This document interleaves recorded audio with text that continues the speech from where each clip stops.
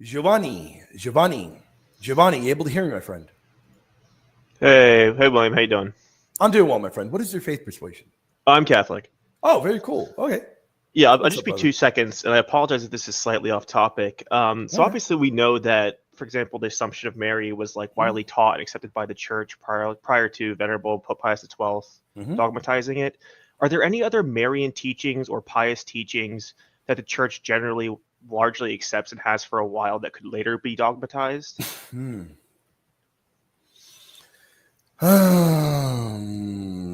Now, I assume you mean Mary as Co-Redemptrix, Mary as Mediatrix. Is that what you mean? I mean, I'm just looking for an example, anything. I mean, it could even be something, another teaching, like maybe not even related to Mary, maybe something. Yeah. Like I know there's a growing pious belief about potentially the sinlessness of Saint Joseph. I mean, basically anything. You don't mean a Marian one.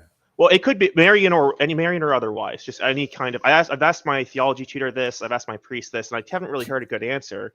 Now I know that my question is going to ruffle the feathers of my dear friend Dr. Fastigi and Dr. Mark Mirabali, who are two, in my estimation, they're very good Mariologists. They're very good, and the reason it'll probably ruffle their feathers is because I know that they're pushing for a fifth Marian dogma. And I don't think that there's a need for a fifth one. And the reason being, Mary as Co-Redemptrix is so tied in with the other Marian dogmas. And Mary as Mediatrix of all graces is also bound up with the other. So when we look at Mary as Mediatrix and Co-Redemptrix, I believe that they naturally flow from Mary being bodily assumed. The queenship of heaven, of Mary being the queen of heaven, naturally flows from her bodily assumption. So, and Mary's spiritual motherhood flows from her being the queen of heaven and being bodily assumed. So all of these naturally flow from the four Marian dogmas we already have. So these are pious beliefs that we believe already about Mary that are bound up with the dogmas. I think the four Marian dogmas, Mary as Theotokos, Mother of God, the perpetual virginity, immaculate conception, and the bodily assumption, I think that we're set there. I think we're set. I think all of the others can be logically deduced from them. I don't think we need a fifth Marian dogma. But then maybe somebody in the audience might say, well, William, this is why we need a fifth one.